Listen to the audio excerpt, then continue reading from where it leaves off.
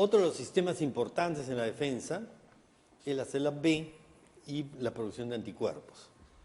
La producción de anticuerpos se vuelve muy importante por un hecho. El humano del sistema inmune, lo único que ha aprendido a trabajar clínicamente son anticuerpos. ¿Sí? Digamos, ustedes le pueden pedir al laboratorio, solicito la determinación de IgG, IgM contra Epstein-Barr virus. Y el laboratorio le responde, ¿no es cierto? Tal concentración. ¿Sí? Pero a ver, pídanle, solicito la activación del macrófago contra Mycobacterium. Le voy a decir, ¿qué cosa quiere? O solicito la activación de linfocito T citotóxico contra citomegalovirus. Y el laboratorio le va a decir, ¿qué me pides? ¿Qué es eso? ¿No es cierto? ¿Sí? El humano, lo único que ha aprendido a trabajar clínicamente, no investigación sí hay todo lo otro, pero clínicamente solo es anticuerpos. ¿Ok? Inclusive las terapias que se basan en uso de anticuerpos. Por lo tanto, anticuerpos son una parte importante de lo que es el sistema inmune. ¿Ok? La única célula que puede activar los genes para la producción de anticuerpos es la célula B. ¿Sí? La única. No existe otra célula que pueda producir anticuerpos. ¿Ok? Si ustedes ven una célula B en un hemograma, lo van a ver igualito que un linfocito cualquiera. No lo pueden diferenciar. Pero si pudieran verla más adentro, más en profundidad, verían esto, que la célula B tiene inmunoglobulina de superficie. ¿Ok? Tiene inmunoglobulina de superficie. Ahora, no todas, ¿no? Pero ahora vamos a ver eso. Esta inmunoglobulina de superficie, la IgM, funciona como su receptor de célula B. Es el BCR, la IgM de la célula B. ¿Ok? Ahora, esta de aquí es un ejemplo clásico de inmunoglobulina, ¿no es cierto? Las verdes son las cadenas pesadas, porque son más grandes, se llama cadena pesada, ¿sí? Y las chicas son cadenas ligeras, ¿ok? Bien sencillo. La cadena pesada con la otra cadena pesada está unido por esta región que se llama la región bisagra, porque se mueve así, se abre y se cierra, región bisagra. Y aquí tiene gran cantidad, forma puente sulfuro. Por lo tanto, ¿qué es aminoácido habrá? Cisteína, ¿no es cierto? Hay gran cantidad de cisteínas acá y acá, forman puentes de sulfuro, ¿ok? Para formar esa estructura. Además, la cadena ligera se une con la cadena pesada también a partir de puentes de sulfuro, ¿ok? Formando esa estructura. Además, si la viéramos ya, como vamos a ver más adelante, dentro de cada cadena también hay puentes de sulfuro, ¿ok? Que van a formar la estructura. Ahora, yo puedo mirar la inmunoglobulina de forma diferente, como esto acá. Entonces aquí veo que hay una zona en rojo y una región en azul. La zona en rojo se le llama la región variable, ¿sí? Y las zonas en azul se llaman las regiones constantes o las cadenas constantes. Entonces la cadena variable de la cadena pesada, variable heavy de pesado, ¿sí? Y esta es la cadena constante de la cadena pesada. Pero la cadena constante puede tener, de la cadena pesada, puede tener un dominio, 2 dominios, 3 dominios o 4 dominios. La clásica que se ve siempre en las fotos es la IgG, que tiene 3 dominios de cadenas constantes pesadas, ¿sí? Pero la IgM y la IgE tienen 4 dominios de cadenas constantes pesadas, ¿sí? Entonces, esta región de aquí es la cadena variable de la cadena ligera, light, ¿no es cierto? Y esta es la cadena constante de la cadena ligera. ¿Ok? Cadena constante, la cadena ligera. Y estas cadenas constantes las dos son iguales, que pueden ser kappa o pueden ser lambda, pero las dos iguales. ¿Sí? ¿Por qué? Porque para cadena constante de cadena pesada, dominio constante, cadena pesada, ligera digo, cadena ligera, solamente hay 2 genes, o kappa o lambda. Pero una célula B solo puede activar un gen de cadena ligera constante. Entonces, si un lado es kappa, el otro lado también es kappa. Si un lado es lambda, el otro lado también va a ser lambda. ¿Ok? Esta aquí es la cadena pesada, que es lo que le da el nombre a la inmunoglobulina, que el tipo puede ser diferentes subtipos, IgG, IgA, IgM, IgE, IgD.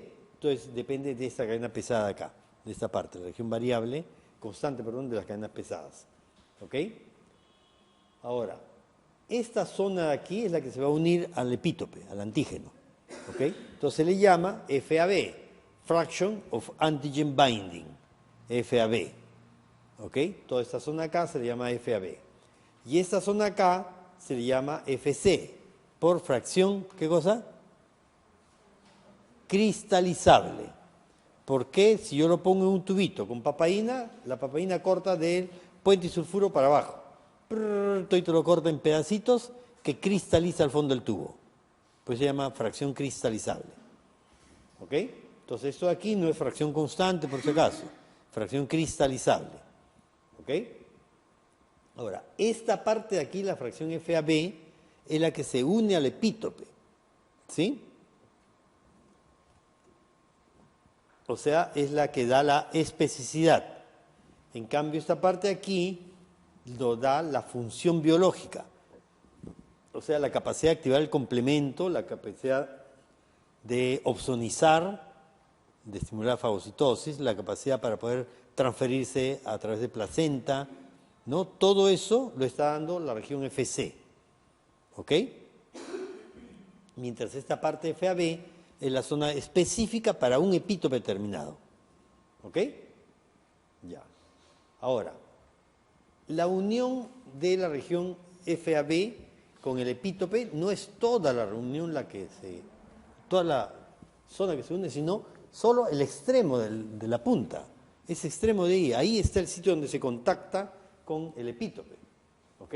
Y se contacta en 3 puntos en cada cadena, que se le llama regiones determinantes de complementariedad, tipo 1, 2 y 3, ¿sí? Que están acá. Esta es la región, la cadena variable, toda la estructura en cadenas alfa, láminas beta, que están representadas acá. Y como ustedes ven 3 puntos acá, que corresponderían a esta región de acá, esos 3 puntos en rojo, ¿sí? Que son los sitios que encajan exactamente en el epítope. Acuérdense que la unión antígeno-anticuerpo depende de unión de aminoácido con aminoácido, porque los dos son aminoácidos, ¿no? ¿Sí? Entonces depende de esa unión, ¿ok? Y entonces a esta región de aquí se le llama regiones determinantes de complementariedad. 3 cadenas, 3 puntos en la cadena pesada, 3 puntos en la cadena ligera. O sea, son 6 puntos con los cuales se une el anticuerpo con el antígeno, en los epítopes correspondientes. ¿Ok? ¿Sí? También se le llama regiones hipervariables, a la región determinante de complementariedad, también llamadas regiones hipervariables. ¿Por qué? Porque si yo estiro esto de acá, lo estiro así, voy a encontrar 3 regiones que tienen alta variabilidad. ¿Sí? Por eso se llama regiones hipervariables, que es donde va a suceder la hipervariación dada por mutaciones sucesivas en el material genómico de esta célula B. ¿Sí? Que lo vamos a ver en un momento. ¿Ok? Ahora, nuestro organismo tiene 10 a la 14, 10 a la 16 células B diferentes, porque tienen 10 a la 14, 10 a la 16, inmunoglobulina M específicas diferentes contra 10 a la 14, 10 a la 16, epítopes diferentes. ¿Sí? Acuérdense que decíamos que cuando una célula fagocita a un patógeno, rompe la estructura y presenta péptidos chiquitos llamados epítopes. ¿Sí? Epítopes son los que se convierten en determinantes antigénicos. ¿Ok? Puede ser péptidos, pueden no ser péptidos. ¿Ok? Entonces, nuestro cuerpo tiene 10 a la 14, 10 a la 16 diferentes tipos de IG, inmunoglobulinas, región variable de inmunoglobulinas contra 10 a la 14, 16 epítopes diferentes. ¿Ok? Ese número, miren, es muy grande, es extremadamente grande. 10 a la 14 o 10 a la 16, muy grande, es un 1 seguido por 16 ceros. 1.000.000 es 10 a la 6, ¿sí? 1.000 millones, un billón en gringo, es 10 a la 9. Un billón en gringo o 1.000 millones en latino sería 10 a la 12, ¿no es cierto? 10 a la 12. 100 billones sería 10 a la 14. ¿Se dan cuenta? O sea, el número es extremadamente grande. Eso es lo que tenemos nosotros de especificidades diferentes para los epítopes. Por eso es que el humano tiene anticuerpos contra cualquier estructura que existe en la naturaleza. Inclusive, nosotros tenemos anticuerpos contra estructuras que no existen en la naturaleza. Para que se den cuenta cómo ese número es tan grande. ¿Ok? ¿Tienen alguna evidencia que el humano tenga anticuerpos contra una estructura que no existe en la naturaleza? ¿Se han puesto a pensar en alguna condición? Miren, el humano descubre la penicilina, ¿no es cierto? 1905, 1906, ¿sí? Y después comienza a modificar, a jugar con la penicilina y le pone un radical metilo por acá, le pone un hidrógeno por acá, le quita el radical metilo, le pone otro nitrógeno por acá, le cambia la estructura y crea, que no existía en la naturaleza, crea la ampicilina. Es una creación del humano. ¿Ok? A partir de una molécula de penicilina, crea la ampicilina. O sea, la ampicilina no existe en la naturaleza. El humano lo creó. Pero hay alergia a la ampicilina. O sea, yo tengo un receptor específico para ampicilina, para poder generar la alergia a la ampicilina. Tengo un receptor específico para ampicilina, cuando la ampicilina no existe en la naturaleza. O sea, tengo un receptor para algo que no existe en la naturaleza. ¿Se encuentra? Y así podríamos hablar varios ejemplos. ¿Ok? Entonces, 10 a la 14 y 16 es un número muy grande. Y el año 2002, ¿no es cierto?, se reporta el genoma humano. ¿Sí? Se ha reportado el genoma humano, las dos fuentes del genoma humano, la versión pública y la versión privada, ¿sí? Se reportaron las dos en el mismo número de la revista Science, ¿no es cierto? ¿Sí? El 2002. ¿Ok? ¿Cuántos genes tiene el humano? Codantes, o sea que codifica proteínas. En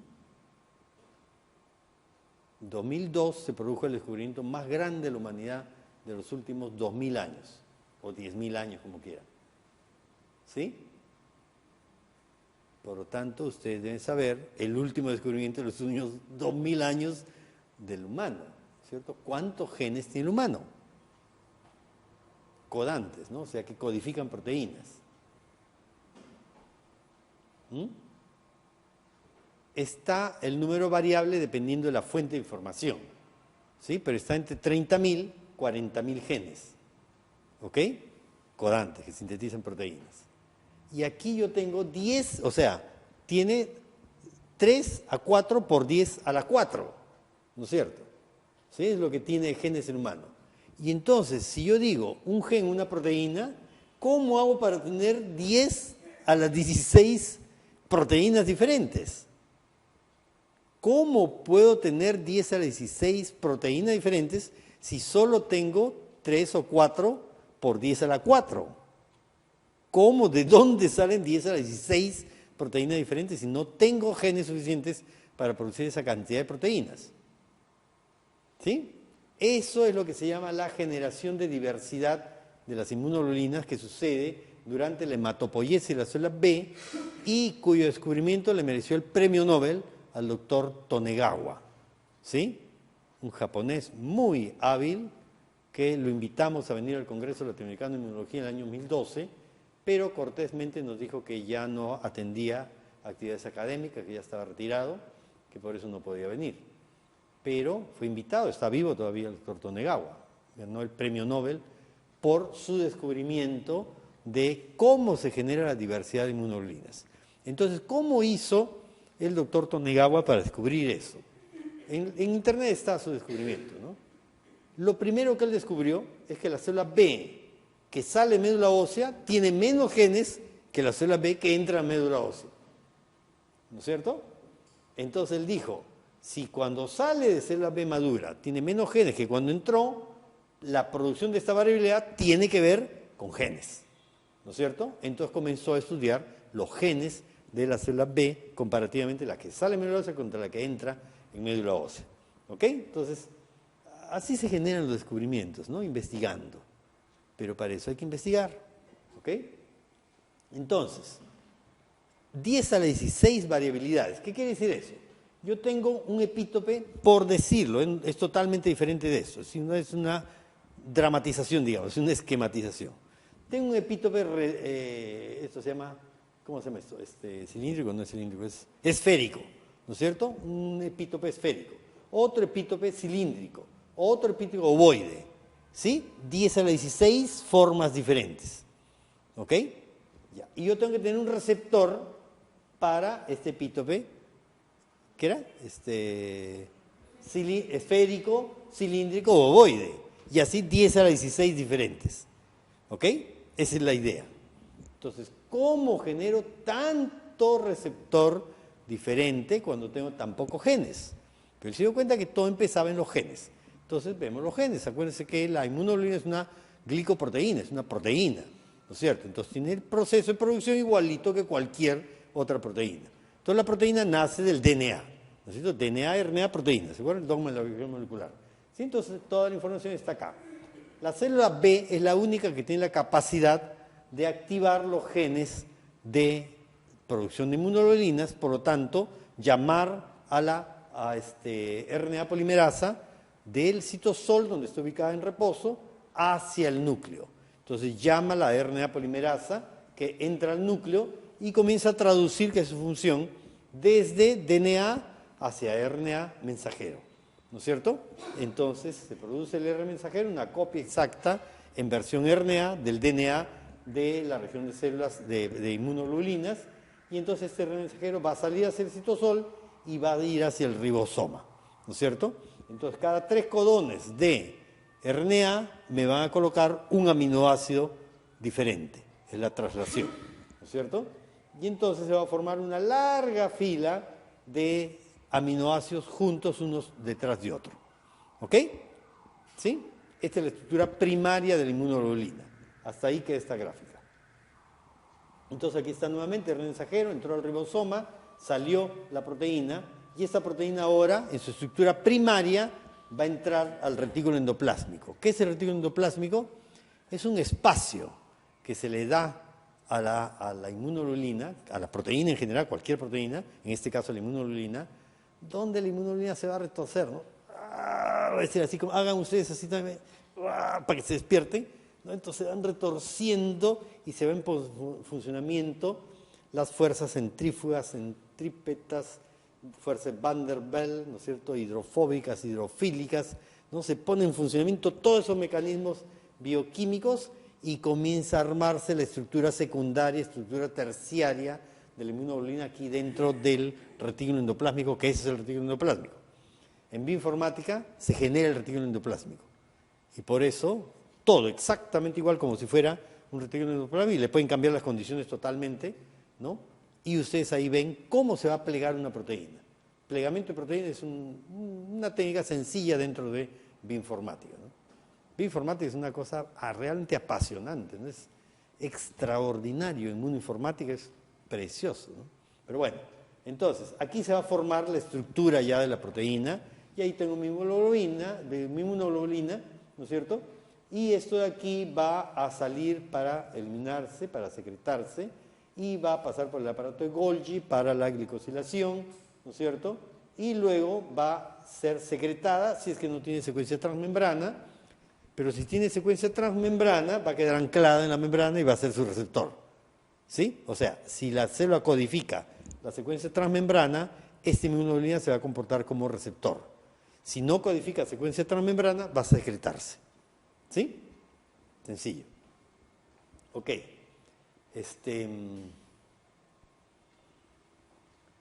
Ya. Ahora, como les digo, todo el proceso, la variabilidad, la tremenda variedad que hay de anticuerpos, nace del genoma. Entonces, en el genoma están los genes que codifican la región variable de la inmunoglobulina, esta parte de acá. Esta es de la cadena pesada, aquí está su región variable. La región variable de la inmunoglobulina tiene 3 subregiones, ¿ok? Y ahí los nombres causan un poco de confusión. Entonces vamos a aclarar el nombre para que no se confunda. Yo tengo aquí la región variable, está toda esta zona de acá, que tiene 3 subregiones. La región de variabilidad, nuevamente repite variabilidad, variable, eso confunde, ¿no? Pero es una parte de la región variable, se llama variabilidad, diversidad y join. El famoso BDJ, que ustedes han hecho en la formación médica, probablemente calcular qué número puede haber, si es que yo tengo un BDJ tanto, ¿no es cierto? Sí, ustedes deben haber hecho esa práctica, que es bien común. ¿No? ¿La qué? Variabilidad, diversidad y unión, join. Lo que pasa es que variabilidad en inglés es variability, o sea, es igual.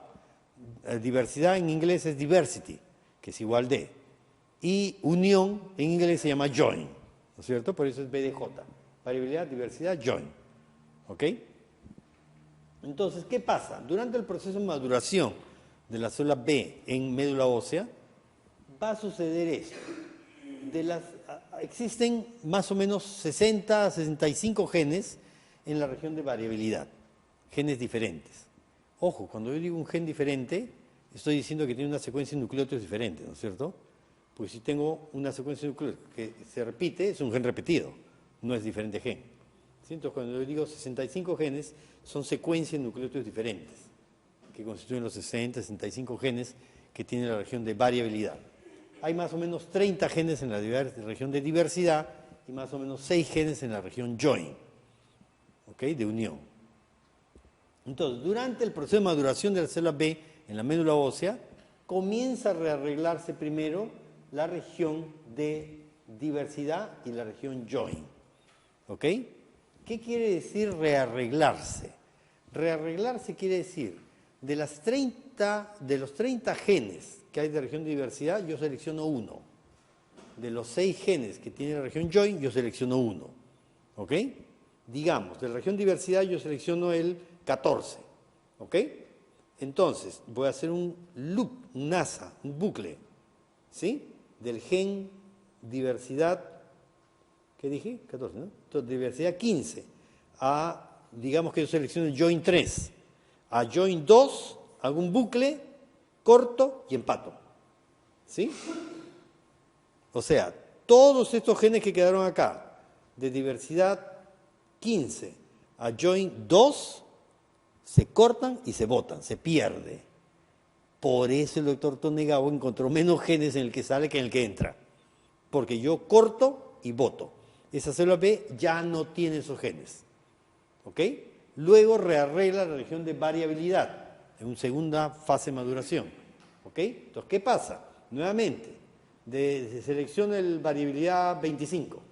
¿Ok? Entonces, del 26 hasta el diversidad 13, yo hago un bucle, corto y empato. ¿Sí? Ahora yo tengo variabilidad, ¿qué dije? 25, diversidad 14 y join 3 juntos, uno con otro. Tengo solo esos 3 genes. Me quedé solo con esos 3 genes. Ya no tengo más genes. ¿Sí? Por esa célula B, pase lo que pase, solo va a producir un receptor de superficie, una proteína IgM o IgD, que cuando secrete va a secretar el mismo anticuerpo, porque ya no tiene posibilidad de cambiar, porque ya perdió los otros genes. Acuérdense, DNA, RNA, proteína. Para tener una proteína determinada tengo que tener esos genes, si no los tengo ya no puedo producir otra proteína. Entonces yo seleccioné una variabilidad, una diversidad, uno join, y son los únicos que quedan. Los demás ya no los tiene la célula B, por eso nunca va a poder producir otro tipo de inmunoglobulanas, otra especificidad, ¿ok? De la región variable. O sea, el sitio que se junta con el epítope solo es uno, nada más, ¿ok? ¿Estamos o no estamos? Están con una cara de... Desde macrófago. Ya. Aquí yo tengo mis 65 genes de variabilidad, mis 30 genes de diversidad y los 6 genes join. ¿Ok? Entonces, cuando la célula B está entrando en su proceso de maduración, va a rearreglar su material genético. ¿Se acuerdan que vimos en un cuadrito, ¿no? Que la célula B se comprometía a ser célula B desde stem cells, pasar a célula B, comenzaba a rearreglar la región de cadenas pesadas. Después comienza a arreglar la región de cadena ligera. ¿Se acuerdan que decíamos ese proceso? Ya, eso lo estamos viendo acá, pero con más detalle, ¿no? Entonces, lo primero que hace es rearreglar la región de variabilidad y diversidad. Perdón, de diversidad y join. ¿Ok? Entonces, de los 30 y pico genes de diversidad, selecciona uno. Vamos a hacer la pizarra bien, para que lo entiendan más fácil.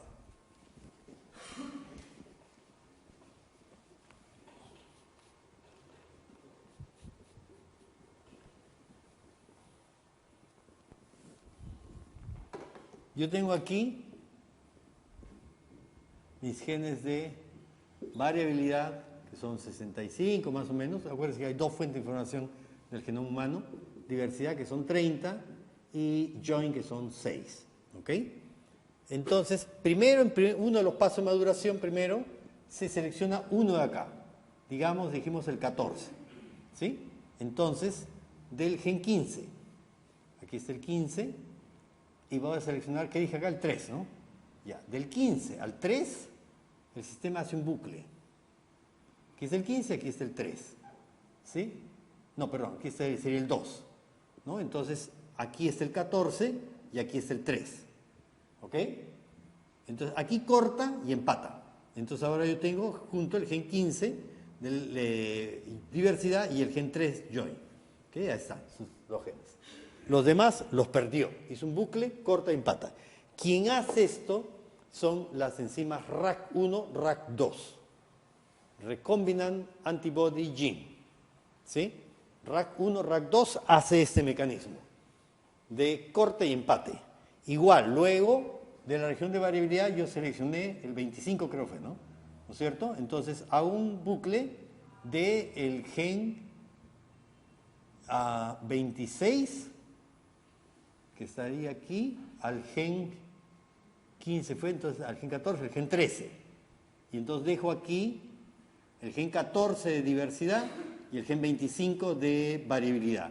Corto, esto lo bota y aquí empata. ¿Ok? Entonces ahora yo tengo juntos el gen de variabilidad 25, el gen de diversidad 14 y el gen join 3. Esos tres genes se quedaron, nada más. Todos los demás genes los perdí. Entonces la célula B, cuando se sale como madura, solo tiene estos tres genes, nada más. Uno de diversidad, uno de variabilidad y uno de join. ¿Ok?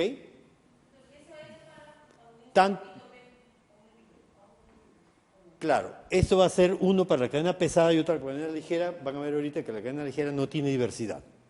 Entonces quedan dos nada más, ¿no? Entonces, esa secuencia de aminoácidos va a codificar una proteína de una forma determinada. Si selecciono otro gen, la forma de la proteína va a ser diferente. Por eso tengo 10 a la 16 poblaciones diferentes con la recombinación de diferentes genes.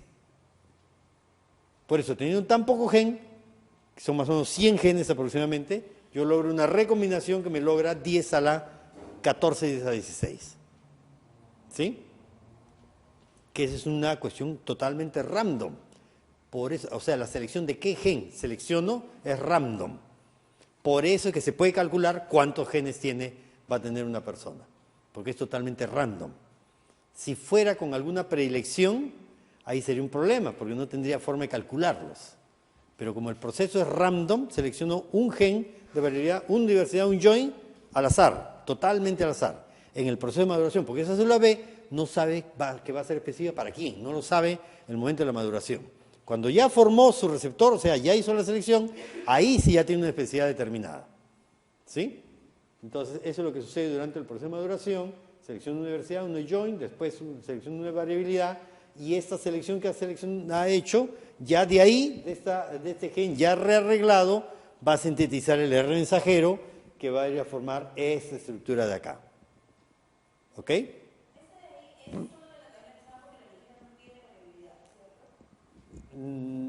Ahorita estamos viendo solo la cadena pesada, porque diversidad ya no lo vamos a ver, pero lo único que les voy a decir es que la cadena ligera, no tiene región de diversidad, solo tiene variabilidad y join. Los genes solo hay de variabilidad y gen de join, no hay gen de cadena de diversidad en la cadena ligera. También eso es una conclusión interesante. O sea, la mitad de la cadena pesada del receptor, de la otra mitad de la cadena ligera no es la misma, porque esta aquí tiene un gen menos. Entonces, cuando te ven la secuencia del gen, va a haber toda una región que no hay, por lo tanto que se salta. ¿no es cierto? Entonces los aminoácidos que se codifican va a ser diferente de acá, desde acá. Por eso el fragmento de la cadena ligera es diferente del fragmento de la cadena pesada. Cuando ustedes multiplican, o sea, ¿cómo logra esa variedad? Multiplicando 45 por diversidad 30 por join 6, ¿no? Las posibilidades de intercambiabilidad sale 10 a la 8, 10 a la 9, no sale el 10 a la 16. Entonces, ¿cómo logra el 10 a la 16? Combinando estas dos regiones, que es diferente una de la otra. ¿Sí? Entonces, ahí multiplico la posibilidad de variabilidad. ¿Sí? Entonces, eso es lo que sucede. Ahora, el gen que está pegado a las regiones B de J es el gen de la cadena constante mu. ¿Ok? Entonces, cuando se active esto, el único gen de cadena pesada que se activa es el gen de la cadena mu. Por eso es que la célula B naive solo tiene activado el gen mu. ¿Ok? O sea, la IgM, ¿no? Gen mu para cadena M. Aquí está nuevamente la idea. Yo de los 65 genes de variabilidad, 30 genes de diversidad, 6 genes de join, voy a seleccionar uno de cada uno. En una primera fase, selecciono uno de diversidad, aquí he seleccionado diversidad 3, con su líder, ¿no? Cada uno con su líder, su promotor, ¿no es cierto? Si no hay líder, no hay activación de RNA polimerasa, ¿no? De DNA polimerasa. Entonces tiene que tener su líder. Entonces, del gen de diversidad 3, join 5, en una segunda fase, selecciono variabilidad 3 dice, ¿no? 3, ¿no es cierto? Y entonces, ahora de aquí, yo produzco el R mensajero, ¿ok? Que tiene solo esos 3 genes ya. Y el único gen que se activa es el gen de la cadena mu, constante mu. Por eso una célula B que sale como célula B naive, o sea, madura, pero no activada, solo tiene activado el gen de la cadena mu, y por eso cuando se activa, solo puede producir IgM. Solo produce IgM. Para poder producir los otros isotipos de inmunoglobulina, tiene que venir una célula T y señalizarle a la célula B cuál va a elegir. ¿Ok? Ya, entonces decíamos acá, esta combinación de estos genes específicos va a dar un receptor que es específico para este epítope cilíndrico. ¿No es cierto? Habrá otra combinación de genes que se produce para producir un epítope, un anticuerpo contra un epítope ovoide. Y así 10 a la 16 posibilidades. ¿Ok? Como decía, los genes de cadenas ligeras, cadenas pesadas, el gen de cadena ligera, son dos, el kappa y el lambda, ¿no? En las cadenas constantes. Kappa tiene variabilidad 40 genes, lambda tiene 30 y cadenas pesadas tiene 65. ¿Sí? Diversidad, como les decía, cadena ligera no tiene. ¿Sí? En cambio, cadena pesada tiene 27, 30 genes. Join, cadena kappa tiene 5, lambda tiene 4 y cadena pesada tiene 6 genes en cada uno, ¿no es cierto? Ahora, ¿dónde están ubicados estos genes? Para BCR, ¿no? Para TCR en otros cromosomas. Pero en el caso del BCR, las cadenas ligeras kappa están ubicadas en el cromosoma 2. La cadena ligera lambda está en el cromosoma 22. Y la cadena pesada, la cadena pesada está en el cromosoma 14. ¿Sí? Las cadenas pesadas, ¿sí? Están en cromosoma 2 para kappa, cromosoma 22 para lambda y cromosoma 14 para todas las cadenas pesadas. ¿Sí? Y entonces vino una pregunta en un examen de hace unos años. Decía, ¿en qué condición los genes de estas proteínas están ubicados en el mismo cromosoma? Posibilidad A, cadena kappa, IgG. Posibilidad B, cadena delta,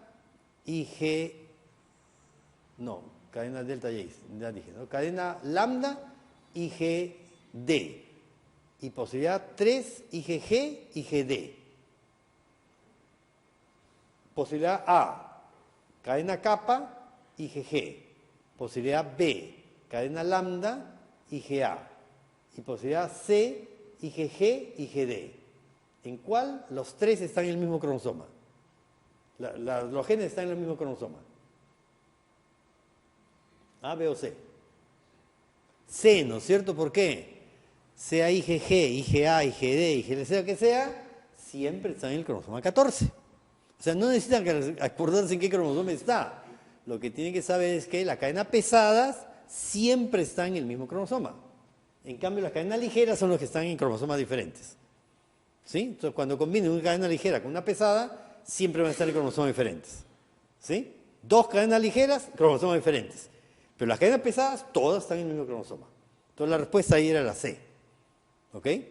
Eran 5 respuestas, ¿no? Pero me acuerdo, les digo las 3 para ser concreto, ¿no? ¿Sí? ¿Se dan cuenta? Sí han venido preguntas de inmunología. ¿Sí? Si no tienen claro el concepto, no la responden, no la pueden responder. ¿Se dan cuenta? En eso se basa. ¿Ok? Ya. ¿Cuál es el mensaje cuando están proteínas que están cumpliendo la función juntos, pero que están ubicados en cromosomas diferentes? ¿Cuál es el mensaje ontogénico? ¿Qué quiere decir ontogénicamente hablando? Que han aparecido en momentos diferentes de la evolución, en tiempos diferentes, ¿no? En la escala evolutiva. Acuérdense, inmunoglobulinas lo tienen desde celados, ¿no?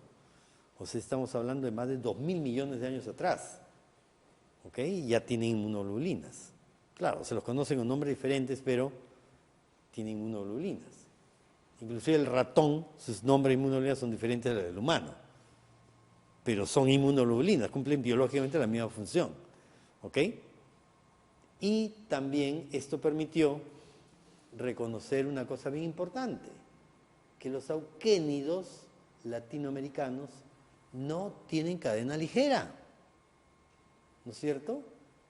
¿Quién descubrió eso? Los auquénidos latinoamericanos. ¿Quién es el país base de los auquénidos latinoamericanos? Perú, ¿no es cierto? Nuestras llamas, nuestras alpacas, nuestras vicuñas son auquénidos latinoamericanos.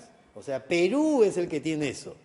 ¿Quién descubrió que no tenían cadena pesada y cadena ligera, sino solo cadena pesada? ¿Quién descubrió eso? Estados Unidos. ¿Sí? O sea, nuestras cosas las descubre Estados Unidos. Y gracias, o sea, en otras palabras, eso es lo que les digo. Hay una inmunoglobulina de los auquénidos, no tienen cadena ligera. No tiene cadena ligera, solo tiene cadena pesada. ¿Sí? ¿Ok? Y ellas se defienden exactamente igual que nosotros. ¿Ok? Exactamente. No hacen infecciones más severas que se mueren por infecciones. No, ahí están nuestras llamas, nuestras vicuñas. Y aguantan más que nosotros todavía. Pero no tienen cadenas ligeras. ¿Sí? ¿Esto qué quiere decir? Que me basta con esta fracción para poder anclar al epítope. ¿No es cierto? Me basta con esta fracción. Y la variabilidad que hay en este pedacito de acá es suficiente para poder defenderme en el planeta Tierra. ¿Sí? Dime.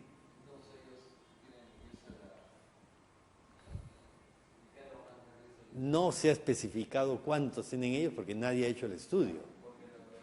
Claro, va a tener menos cantidad de variabilidad. Pero, como les digo, 10 a la 16 es un número demasiado grande, que no necesitamos tanto. Quizá 10 a la 9, 10 a las 10 no se ha hecho el recuento, ¿no? Pero no necesitamos tanta variabilidad para poder defendernos. Ese es el mensaje. Basta con una parte de eso para defendernos bien de infecciones. Y eso permitió otro desarrollo, que lógico no lo han hecho en Perú, ¿no es cierto? Ya habiendo descubierto que las inmunoglobulinas de nuestras alpacas, específicamente se descubren alpacas, ¿no? Pero de los auquénidos no tiene cadena ligera, ¿ok? Entonces dijeron, un momentito, si solo esta parte funciona perfectamente bien, entonces solo esta parte puede funcionar bien, ¿no es cierto? ¿Sí? Si esto de aquí funciona bien, pero si yo le quito esto de acá y solo esto de acá funciona bien, o sea, estas dos cadenas pesadas funcionan bien, entonces de repente este pedacito de acá también funciona bien. ¿Esos cómo se llaman? Los nanobodies. Actualmente hay en el mundo un gran desarrollo a partir de nanobodies, tanto para vacunas, para diagnóstico, para esquemas de tratamiento dirigidos a un receptor determinado, son los nanobodies, que están en tremendo desarrollo en ese momento, ¿ok? Que nace a partir del descubrimiento de las inmunoglobulinas de las alpacas peruanas, pero no somos nosotros los que los descubrimos, ¿sí? ¿Por qué? Porque no investigamos, ¿sí? Entonces, ¿qué hay que hacer? Investigar. Pero cuando yo a los residentes les digo, vamos a reunirnos para ver el tema de investigación, ¡blum!, todito se corre. No, doctor, tengo una reunión, no, que un paciente me espera. Huyen de lo que es investigación, huyen, así se espantan de investigación, ¿sí? No les gusta. Cuando ese es el núcleo para el desarrollo tecnológico, es investigar. Pero bueno, entonces los nanobodies son este pedacito acá, ¿sí? Que la inmunoglobulina no pasa la membrana celular, ¿no es cierto? Las inmunoglobulinas no pueden pasar la membrana celular, ¿sí? Pero si yo tengo un nanobody sí pasa la membrana celular por el tamaño tan pequeño que tiene, ¿sí? Por lo tanto, yo puedo utilizarlo terapéuticamente, inclusive para meterme dentro de la célula y atacar un patógeno dentro de la célula, ¿sí? ¿Se dan cuenta lo importante que es investigar, ¿no? Bueno, entonces seguimos con lo rutinario, ¿ya? Lo aburrido. Lo rutinario. Entonces, esta generación de diversidad sucede en la evolución, en la maduración de la célula B a nivel de la médula ósea. ¿Ok? Entonces, aquí estamos de nuevo con lo mismo que vimos en la otra gráfica, pero en otro sentido. Aquí está un stem cell hematopoyética CD34 positivo. No se olviden, una célula hematopoyética es CD34 positivo, ¿sí? Es el único marcador típico de la célula hematopoyética, ¿ok? Que ha sido pregunta de examen también, ¿no? Entonces, esta de aquí va a ser una célula madre hematopoyética, ¿ok? Que aquí estamos viendo qué está pasando en su gen de cadena pesada. Aquí vemos qué pasa en su gen de cadena ligera y aquí vemos si hay o no inmunoglobulina en citoplasma o en superficie, ¿ok? Entonces el stem cell se llama stem cell porque su genoma aún no está tocado, si no ya no fuera stem cell, ¿no es cierto? Hematopoyética. Entonces aquí está. Se compromete en ser célula B, entra el primer estadio de maduración, una probe temprana. En el estadio de probe temprano comienza a reordenar, los genes de la región de diversidad y join, como estábamos diciendo. Entonces, primerito ordena diversidad y join, ¿ok? Entonces se convierte en una probe temprana, ¿sí? ¿Tiene inmunoglobulina en superficie? Todavía, ¿no es cierto? Si ni siquiera ha sintetizado la inmunoglobulina, recién está reordenando los genes. Acuérdense el dogma de la biología molecular, DNA, RNA, proteína. Mientras no haya RNA, no va a haber proteína. Entonces aquí está recién reordenando sus genes, ¿ok? Entonces no hay inmunoglobulina en superficie. Pasa a una probe tardía. En la probe tardía ya inicia el rearreglo de la región de variabilidad, ¿no? Primero es diversidad join, después es variabilidad, ¿ok? Entonces, mientras su cadena ligera todavía está en línea germinal, no ha sido tocada, ¿ok? ¿Hay inmunoglobulina en superficie? No hay todavía, ¿sí? Ya. Luego pasa a ser una prebe grande, ¿ok? La prebe grande ya tiene cadena mu, o sea, ya rearregló la cadena pesada, ¿no es cierto? Entonces tiene su región variable, su cadena pesada, ¿sí? Y eso se llama mu. Acuérdense que la cadena pesada de IgM se llama mu, de la IgD se llama delta, de la IgA se llama alfa, la G se llama gamma, la IgE se llama épsilon. O sea, tiene el mismo nombre, pero en alfabeto griego, que es sencillísimo, ¿no? Entonces no hay duda. IgM, cadena mu. Entonces aquí tiene cadena mu, o sea, la cadena pesada de la IgM, ¿ok? La cadena mu. Cuando ya se haya ubicada la cadena mu en superficie, aquí se produce una transmisión de señal, ¿sí? O sea, estamos aquí ya, la prebe pequeña. Se transmite la señal a través de tirosinquinasas, ¿ok? Para iniciar el rearreglo de la cadena ligera. Entonces ahora comienza a rearreglarse la cadena ligera. Como la cadena ligera no tiene diversidad, se rearregla en un solo paso, variabilidad y join, ¿ok? Entonces ya se rearregla la variabilidad y join, o sea, la cadena ligera, ¿ok? Ojo, aquí está la cadena mu. Para que inicie el rearreglo tiene que transmitir la señal a través de tirosinquinasas. Y hay una inmunodeficiencia primaria que tiene una falla en la tirosinquinasa que la describió la enfermedad clínica en el año 1952, la describe el doctor Bruton, que, como se van a dar cuenta, no era tan Bruton, que se dio cuenta que había pacientes que nacen sin producir inmunoglobulinas, que se llama la enfermedad de Bruton. Cuando se descubre la tirosinquinasa que está fallada, a esa tirosinquinasa ya no lo descubrió él, pero esa tirosinquinasa, en honor a él, que describió la primera inmunodeficiencia primaria de la historia de la humanidad, en el año 1952, se le puso tirosinquinasa Bruton. Por eso la enfermedad también se llama BTK, Bruton tirosinquinasa, por sus iniciales en inglés. ¿Sí? Entonces, esa es esta de acá, ¿no es cierto? Al estar la cadena MU, señaliza a través de tirosinquinasas hacia el núcleo para que se produzca el rearreglo de la cadena ligera, BJ, ¿ok? Y entonces ahora ya está rearreglada la cadena pesada, está rearreglada la cadena ligera, entonces ahora sintetizo RNA mensajero que va a ir a producir la proteína inmunoglobulina M, ¿no es cierto? Se produce, ya está en el citoplasma y luego se coloca en membrana. ¿Sí? Entonces yo tengo mi IgM aquí ubicada en membrana, ¿ok? La presencia del IgM determina que es una célula B inmadura, ¿ok?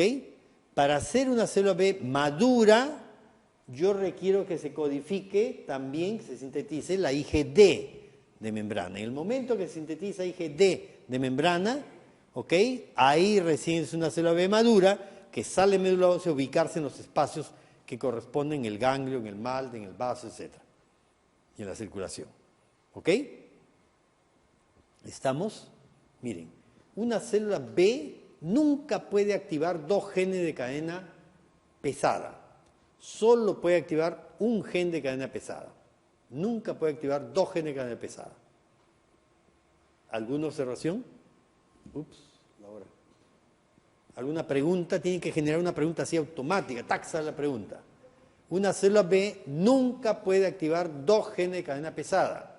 Solo activa uno. No puede activar dos. ¿Cuál es la pregunta? Si solo puede activar un gen de cadena pesada, ¿cómo así tiene IgM, que es una cadena pesada, y IgD, que es otra cadena pesada? ¿Cómo tiene activados esos dos genes? ¿Sí? La respuesta es, aquí miren, en el genoma, aquí tiene el gen de cadena mu, ¿ok? Constante mu. Y seguido a eso tiene el gen de cadena delta. Después ya están todos los demás. Gamma 1, gamma 3, gamma 4, etcétera, están ya después de esto. Pero primero está cadena mu y después está cadena delta. Acuérdense cuando se activa el promotor de un gen determinado, ¿sí? Se activa y tiene una secuencia de activación, ¿no es cierto? ¿Sí? Eso va a llamar RNA polimerasa que encaja en esa secuencia y comienza a traducir de DNA hacia RNA mensajero, ¿no es cierto? ¿Y hasta cuándo traduce? ¿Traduce todo el genoma? No, ¿no es cierto? ¿Cuándo para? Cuando encuentre el codón de finalización, ¿sí? Que es ATTTT, ¿no es cierto? Es el codón de finalización. Entonces, le invitan, señorita RNA polimerasa, venga por favor en invitación a una cena. Entonces llega, tac, comienza a traducir, a comer, traducir, produciendo RNA mensajero, hasta que le dicen, ya señorita, ya puede irse, muchas gracias, ¿no es cierto? ATTT, tuc, sale RNA polimerasa al citosol de nuevo, ¿no es cierto? ¿Qué pasa? Entre cadena mu y cadena delta no hay codón de finalización, ¿no es cierto? Entonces, el RNA mensajero entra aquí y sigue hasta terminar cadena delta. Terminando cadena delta, recién está TTT, que es el codón de finalización. Por lo tanto, el gen de cadena delta nunca se activa. El que se activa es el gen de cadena mu, pero el delta no se activa. El gen de cadena delta se produce, se traduce, porque no hay codón de finalización. Entonces, RNA se sigue largo. Y luego, en un fenómeno post-traduccional, el RNA mensajero primero se codifica, se traslada a proteína, la cadena mu, y después se traslada a proteína a la cadena delta. Pero es un proceso post-traduccional, después de que se formó el RNA mensajero. A eso se le llama splicing alternativo de RNA mensajero. ¿Sí? Entonces vino una pregunta examen. ¿Cómo se codifica el gen de cadena delta? ¿Sí? De la cadena pesada delta. ¿Cómo se codifica? Posibilidades. Transmisión directa, traslación directa. Segunda posibilidad, transposones. Tercera posibilidad, splicing laterativo de R mensajero. Si ustedes no tenían esta información, no lo podían responder esa posibilidad. ¿Sí? Esa pregunta, que vino en un examen. Y ese que vino en el examen se lo copiaron de una de las preguntas de los STEPS, que en los STEPS estuvo originalmente esa pregunta. ¿Saben lo que son los STEPS, no es cierto? Entonces, eso es lo que sucede acá. ¿Ok? Consecuencia de este proceso, se produce una célula B madura, pero que está en reposo. A esta se le llama una célula B naive. ¿Sí? La célula B naive. La célula B naive, naive es una palabra que está en latín, ¿ok? Que quiere decir inocente. La traducción de naive, si ustedes buscan el diccionario, naive quiere decir inocente. Sin embargo, el latinoamericano, el peruano es el más insistente, pero digamos el latinoamericano, tiende a comparar lo biológico con lo humano. ¿Sí? Entonces a la célula B naive le llama célula B virgen, haciendo la comparación con el humano. ¿Por qué? Miren, las chicas no les va a gustar mucho la comparación, pero se van a acordar toda su vida de la comparación. ¿Sí? O sea, no importa que se molesten, pero se van a acordar toda su vida de esa comparación. ¿Qué pasa? Es como una niñita que prepara su aparato reproductor desde los 4 o 5 años hasta los 7, 8, 10, que ya tiene listo su aparato para reproductor, ¿no es cierto?, para poder producir hijos, ¿ok? Pero no va a pasar nada hasta los 15 años de edad, ¿no es cierto? A los 15 años de edad su papá le hace su fiesta de 15 años, ¿sí? Y la suelta a la sociedad, ¿sí? Como una célula B naive la suelta a la sociedad, ¿ok? Como una célula B virgen. Estando ya en la sociedad, eventualmente va a encontrar el antígeno específico para su receptor, ¿sí? Ahí se va a activar, va a dejar de ser célula B virgen y se va a convertir en una célula efectora, productora de inmunoglobulinas, ¿sí? Esa es la comparación. Entonces la célula B virgen se le llama, si ustedes se van a Inglaterra le dicen B virgen, el gringo va a decir virgen. ¿Qué es virgen? ¿Qué tiene que ver una célula B con virgen? ¿No? O sea, no entienden, ¿no? Porque ese tipo de comparación de lo biológico con lo humano no lo hacen en el mundo nórdico, lo hacen los latinoamericanos solamente, ¿no? Entonces el latinoamericano sí se entiende, en México se entiende, se lo ve virgen. Pero si va a Inglaterra, Holanda, no se entiende absolutamente qué hablan, ¿sí? Entonces ya esa se le llama célula B, es una célula B madura que está lista para producir anticuerpos, pero que está en reposo, ¿ok? O célula B naive. Luego, cuando la célula B está circulando y encuentra el epítope contra el cual es específico su receptor, va a iniciar el proceso de activación. A eso se le llama la inmunopoiesis. Entonces, lo anterior fue la hematopoiesis. En el momento en que encuentra el antígeno contra el cual es específico su receptor, ahí se va a iniciar la inmunopoiesis, que es la activación de la célula B, luego el contacto con el epítope específico. Decíamos que una vez que la célula B naive sale como célula madura, va a estar circulando, ubicado en los espacios que corresponden, y eventualmente se contacta con el antígeno contra el cual es específico su receptor y se va a activar. Más o menos ese es un resumen, un esquema. Esta es la hematopoiesis, que sucede en médula ósea desde que sale stem cell, que se convierte en una célula B naive, o sea, está madura, pero está en reposo, no está activa, está virgen, ¿okay? Y ella está circulando por todo el organismo, está en los espacios que le corresponden, la región cortical del ganglio linfático, está en el vaso, la médula ósea, por si acaso, funciona como órgano primario y funciona como órgano secundario. Buena parte de las células B ya maduras regresan a médula ósea y están ubicadas ahí.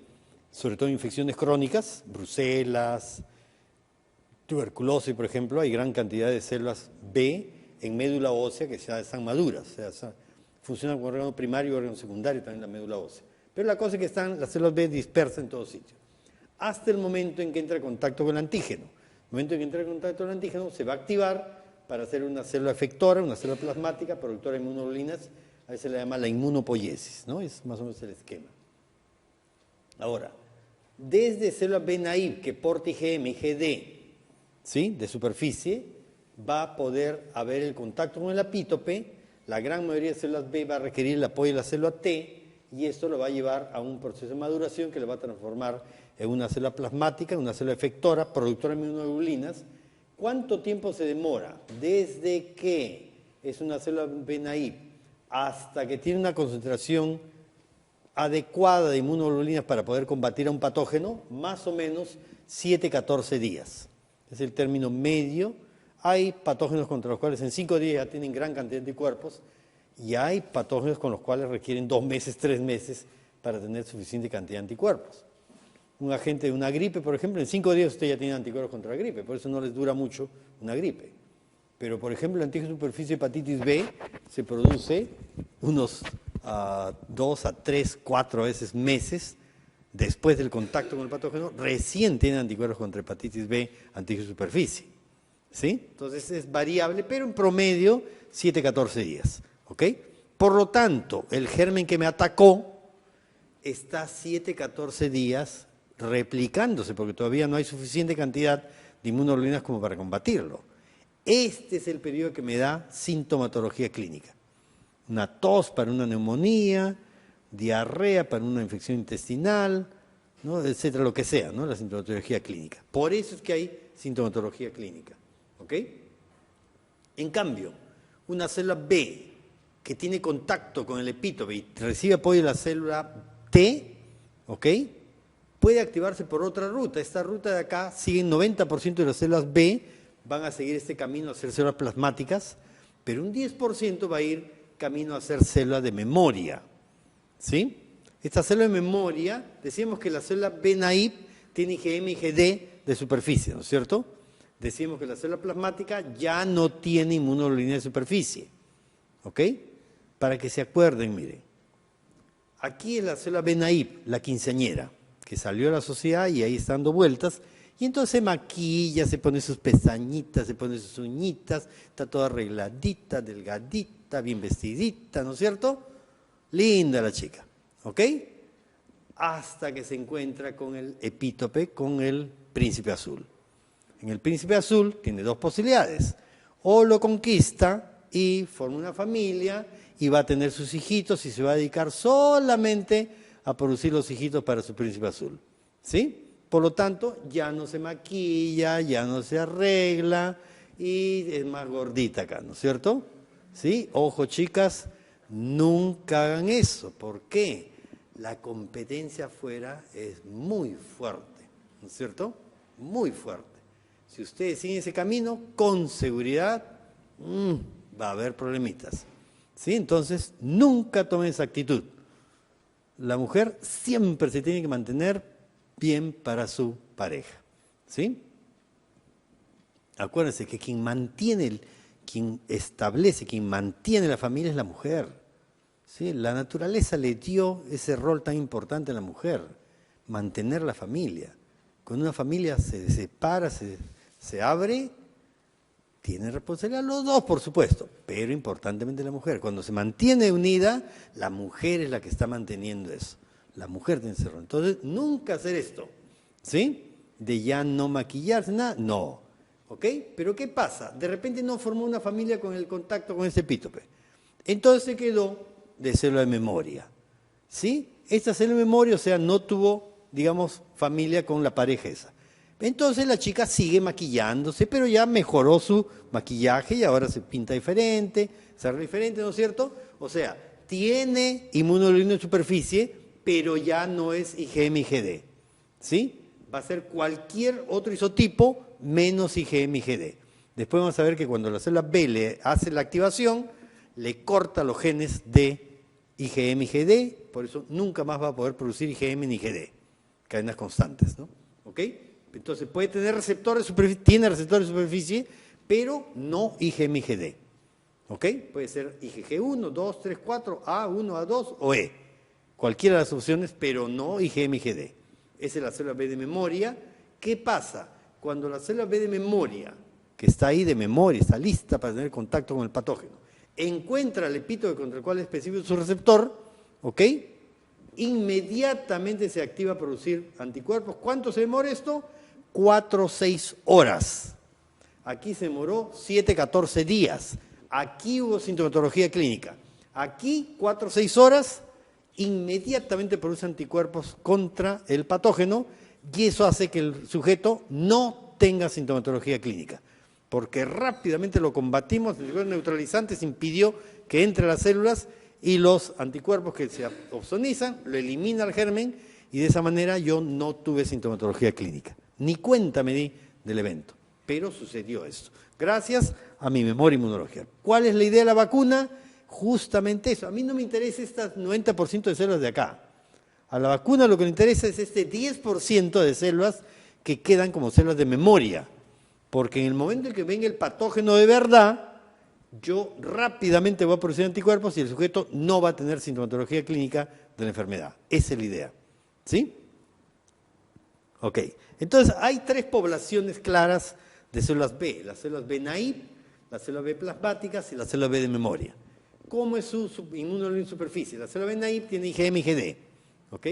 La célula plasmática no tiene inmunoglobulina en superficie. La célula de memoria tiene cualquiera menos IgM y IgD. ¿Ok? ¿Cómo es la dependencia del linfocito T? El linfocito B naive tiene dependencia del linfocito B. Para activarse requiere el linfocito T. ¿Ok? Por lo menos la mayoría, lo que son T dependientes que vamos a ver ahorita. ¿Ok? La célula plasmática no tiene ninguna relación con el linfocito T. Ya solo se dedica a producir inmunoglobulinas. ¿Ok? La célula de memoria no requiere el contacto con el linfocito T. Por eso es que puede reaccionar tan rápido, porque no requiere buscar linfocito T. ¿Ok? En cuanto al tiempo de activación, la célula B naive reacciona en 5, 7, 14 días, lo que se demora en producir una concentración suficientemente buena como para combatir un patógeno. ¿Ok? La célula plasmática no hay tiempo porque está produciendo inmunoglobulinas. No requiere tiempo, ¿no? Está produciendo. La célula de memoria, 4, 6, máximo 8 horas lo que se demora en producir las inmunoglobulinas. ¿Ok?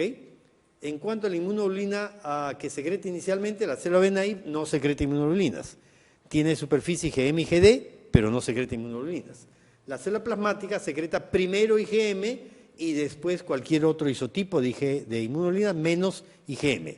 Acuérdense que el IgD no es secretoria. Por lo tanto, aquí no hablamos de IgD.